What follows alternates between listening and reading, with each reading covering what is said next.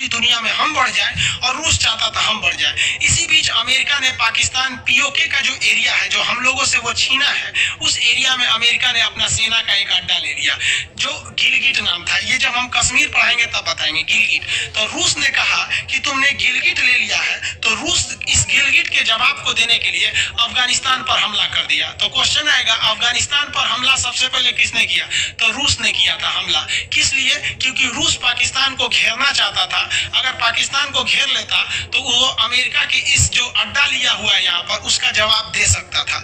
लेकिन अमेरिका ने एक बहुत ही खतरनाक कांड कर दिया, क्योंकि शीत युद्ध था, कोल्ड वार में अमेरिका ने डायरेक्ट रूस पर हमला नहीं किया और ना ही रूस ने डायरेक्ट अमेरिका पर हमला किया। देखिए ना, रूस तो अफगानिस्तान पर हमला किया है, लेकिन क्यों किया है? अमेरिका को घेरने के लिए। इसलिए अमेरिका साउथ अफ्रीका से एक बहुत बड़े साइंटिस्ट को उठा के लाया और वो साइंटिस्ट एक बहुत बड़े अमीर घर का था, लेकिन उसके भाषा में बहुत दम था, उसके नेतृत्व में इतनी क्षमता थी कि वो जो साइंटिस्ट था वो क्या किया, यहाँ अफगानिस्तान के युवाओं को देश प्रेम सिखा दिया कि हमारा देश है रूस, हम यहाँ से, हमारा देश है अफगानिस्तान, हम यहाँ से रूस को मार के भगाएंगे। लेकिन हथियार कहाँ से चाहिए? तो अमेरिका ने कहा हथियार का टेंशन मत लो, हम सारा हथियार तुमको देंगे। अमेरिका ने सारा हथियार दिया और उसी एक साइंटिस्ट के नेतृत्व में उठा के दुनिया का सबसे बड़ा रूस को वो उसने अकेले लड़ के भगा दिया। जबकि पैसा उस साइंटिस्ट को किसने दिया?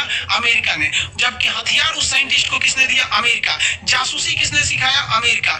जितनी चीजों की जरूरत थी वो किसने दिया? अमेरिका ने। क्यों? क्योंकि रूस को भगाया जा सके। और वो अकेला साइंटिस्ट अफगानिस्तान के लोगों को जुटाकर और युद्ध नागरिकों को सैनिक बना के भगा दिया। उस साइंटिस्ट का नाम जानते क्या था? Osama bin Laden.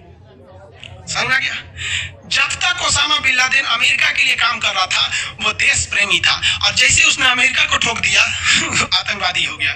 वाह रे भाई वाह, ये है शीत युद्ध। दुनिया में एक भी अगर खून बह रहा है ना द्वितीय विश्व युद्ध के बाद, तो उसके पीछे कहीं ना कहीं कारण ये कोल्ड वार यानी शीत युद्ध है। आपको पढ़ाया नहीं जाता है इस हिसाब से, इसलिए आपको लगने लगता है। आप ओसामा बिन लादेन को हथियार क्यों दिए? ओसामा बिन लादेन के पास हथियार कहाँ से आया? टेक्नोलॉजी कहाँ से आई? अमेरिका तक जाने का रास्ता क्यों आया? उसको CIA का ट्रेनिंग किसने दिया? उसको पैसा किसने दिया? सारा काम तो आपने किया। जब आपके इशारे पे वो रूस को मार रहा था तो फिर आपको मार दिया तो आप बुरा मान गए। समझ में आ रहा है कि नहीं आ रहा है? आतंकवादी आप खुद बताओ। हम मानते हैं कि ओसामा बिन लादेन ने गलत किया और 110% हम इस बात को स्वीकार करते हैं कि उसे कोई अधिकार नहीं है कि 9/11 26/11 के हमले में किसी मासूमों को जान ले। लेकिन हम ये अमेरिका से पूछना चाहते हैं कि ये अधिकार आपको किसने दिया कि आप किसी को लाइए, हथियार दीजिए, पैसा दीजिए, मारिए? वो सैनिक थोड़ी था यहाँ पे। आप अपने लिए उसको इस्तेमाल किए। जिस तरह भारत ने LTT का इस्तेमाल किया, चाइना ने माओवादियों का इस्तेमाल किया, ओसामा बिन लादेन ने किसका इस्तेमाल किया? अमेरिका ने ओसामा बिन लादेन का। तो जो इस्तेमाल कर रहा है वो देश कहलाएगा, जो पीस रहा है वो आगे जाके आतंकवादी कहलाएगा। भारत की ओर से लड़े थे LTTE के लोग, चाइना की ओर से लड़े थे माओवादी लोग, और अमेरिका की ओर से लड़े थे ओसामा बिन लादेन। आप बताइए, ये सारे के सारे लोग लड़े थे किसी के कहने पर, लेकिन ये सारे के सारे लोग घोषित हो गए आतंकवादी। क्या इन्हें जन्म देने वाले को आप कुछ नहीं कहेंगे? कोई बात नहीं, आप समझदार हैं।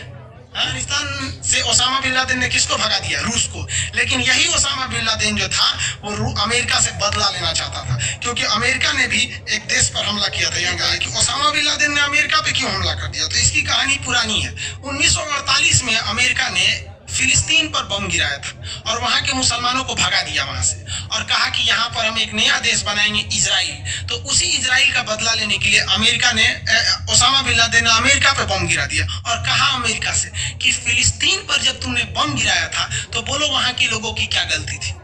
हम ये बात मानते हैं, ओसामा बिन लादेन ने कहा था, हम ये बात मानते हैं कि हमारी जो हवाई हमला हुआ था इसमें अमेरिका के जो मारे गए लोग हैं उनकी कोई गलती नहीं थी। लेकिन अगर पूरी दुनिया में बम चलाने का अधिकार केवल अमेरिका को तो नहीं है। अमेरिका ने वियतनाम में इसी शीत युद्ध में 27 करोड़ बम गिरा दिए थे।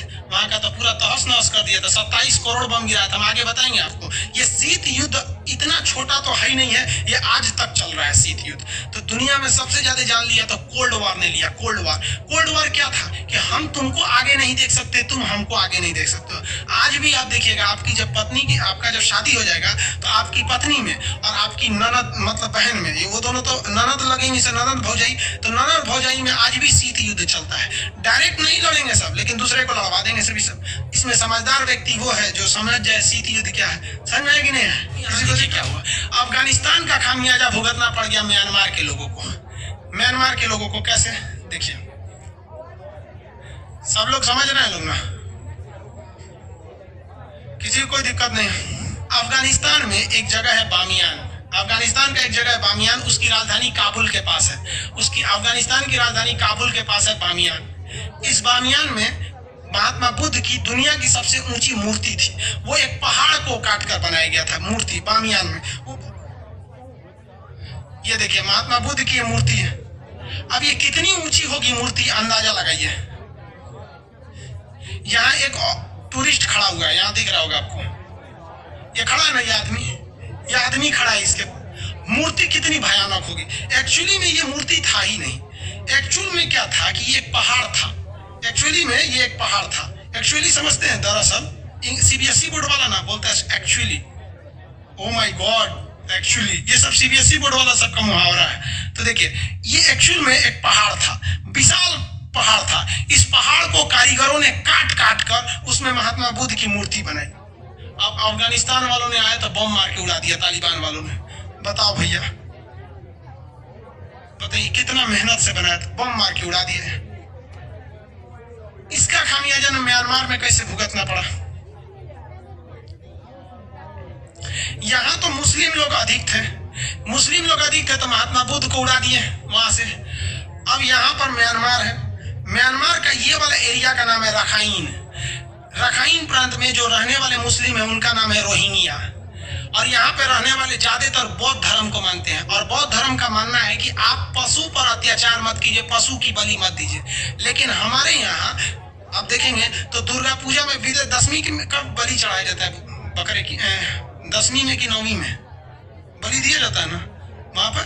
तो भारत में भी बलि चढ़ाने की परंपरा है। लेकिन यहाँ पे भारत में अगर देखेंगे तो हिंदू धर्म में भी बलि चढ़ाने की परंपरा है कुछ खास समय में, जैसे दुर्गा पूजा। लेकिन अगर मुसलमान धर्म में देखेंगे तो इस्लाम धर्म में बकरीद में तो बहुत ज्यादा कुर्बानी दिया जाता है, तो वो भी एक परंपरा है। तो हिंदुस्तान में कुर्बानी को लोग उतना सीरियसली नहीं लेते हैं, क्योंकि यहाँ मुसलमान और हिंदू यही दो धर्म की अधिकता है। तो हिंदू धर्म में भी बलि की परंपरा है, तो वो भी नॉर्मल लेते हैं इसको। और मुसलमान में तो भाई बकरीद त्योहार है उसका, तो वो भी नॉर्मल लेते हैं। लेकिन जहाँ बौद्ध धर्म की अधिकता है, यानी कहाँ पर, म्यांमार में, यहाँ पे तो बौद्ध धर्म महात्मा बुद्ध कहिए के गए थे कि आप अत्याचार मत कीजिए। तो ये इस लोगों से कहते थे कि तुम बकरीद में कुर्बानी मत दो, तो ये लोग देते थे लोग। तो इसने कह दिया यहाँ की सरकार ने कि आपको बकरीद में कुर्बानी देना है तो घर के अंदर दीजिए, बाहर सामूहिक रूप से मत दीजिए। तो ये लोग मानिए नहीं रहते।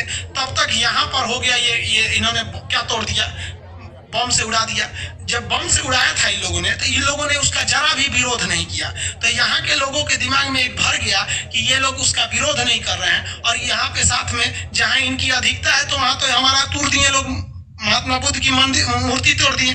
और जहां इनकी अधिकता नहीं है वहां हमारा बात नहीं मान रहे हैं, तो कचर के काट दिया सब इनको रातों रात। घर में घुस रेप कर दिया सब, मर्डर कर दिया सब, दुनिया भर का कर दिया सब। तो इन लोग को भाग के आना पड़ा अफगानिस्तान, बांग्लादेश में रोहिंग्या को भाग के आना पड़ा, हिंदुस्तान में भी भाग के आए लोग। अब हम लोग तो उन्हें शरणार्थी कहते हैं कि भैया हम लौटा देंगे। तो रोहिंग्या समस्या भारत के लिए कोई मुख्य समस्या नहीं है, वो हमारे लिए लिस्टेड शरणार्थी हैं। ये पूरी दुनिया शरण देती है, क्योंकि कभी भारत को भी अगर बाई दी में जरूरत पड़ गया, यहाँ पर प्राकृतिक आपदा आ गया, भूकंप आ गया या सुनामी कुछ भी आ जाता है, तो हमारे लोगों को भी कोई शरण देगा। इसलिए हम ये फ्यूचर को देखकर दूसरे लोगों को शरण देते हैं। लेकिन इसके लिए यहाँ म्यांमार के लोगों, अगर आप मानवता के हिसाब से देखिएगा तो ये भी गलत है और ये भी गलत है।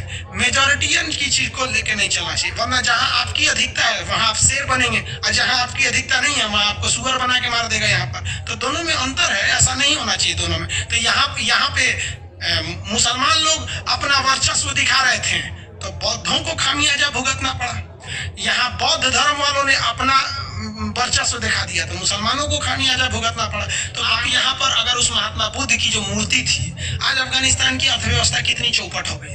अगर उस मूर्ति को अच्छा से सजा देता और 100 रुपया टिकट देता ना कि 100 रुपया में आके देखो, तो चाइना वाले जाते उस मूर्ति को देखने, भारत के बौद्ध लोग जाते, लोग म्यांमार वाले जाते, जापान वाले, ये सब बौद्ध वाले हैं, सब थाईलैंड वाले, ये सब जाते सब, और अफगानिस्तान बहुत ज्यादा पैसे से अमीर हो जाता है। और आपको विश्वास नहीं है ना, तो आप एक बार बिहार आइएगा और बिहार में बोध गया जाइएगा। बोध गया में लोग जिंदा रहते हैं ना, तो उन्हीं टूरिस्टों के खाने के बदौलत बहुत फायदा होता है। आप गोरखपुर के कुशीनगर आइएगा, जब बौद्धों का मेला लगता है, बहुत सारी इनकम होती है, तो आप इस तरह से भी कमा सकते थे। और बम मार दिए तो केवल गाली सुने, इससे ज्यादा तो कुछ नहीं हुआ, क्योंकि एक सभ्य समाज की ये परंपरा नहीं होती है। तो ये अफगानिस्तान में भी एक समस्या थी, जिसे लेकर अफगानिस्तान झेल रहा है, जिस वजह से हमारी सारी नीतियां वहां सक्सेस नहीं होती है। अफगानिस्तान के पब्लिक हम हिंदुस्तानियों को पसंद करते हैं, अफगानिस्तान की गवर्नमेंट हम हिंदुस्तानियों को पसंद करती है, लेकिन जो वहाँ उग्रवादी संगठन है, उन लोग के आंख में हम लोग खटकते हैं। हमारा बस चलता, हमारा कब्बे उठा के मार देगा। उनके साथ भी कुछ बुरा किए होते तो वो सब भी अंग्रेजों के खिलाफ होते, मैं भी उनके साथ नहीं बुरा किए होंगे, इसलिए वो उनका साथ दे दिए। तो कहने का ओवरऑल यही मतलब है कि भाई बहुत माइंड से ये हम लोग को गुलाम बनाया गया था। और एक चीज़ हम और कहना चाहेंगे पर्सनली, ये मेरी थिंकिंग है कि भले हम लोग का हिंदू धर्म तो काफ़ी अच्छा है, मैं प्राउड भी करता हूँ अपने हिंदू धर्म पे सारी चीज़ें, लेकिन एक टाइम पे बहुत ज़्यादा अंधविश्वास था अपने धर्म में, जब सती प्रथा। हाँ मतलब सोचो ना।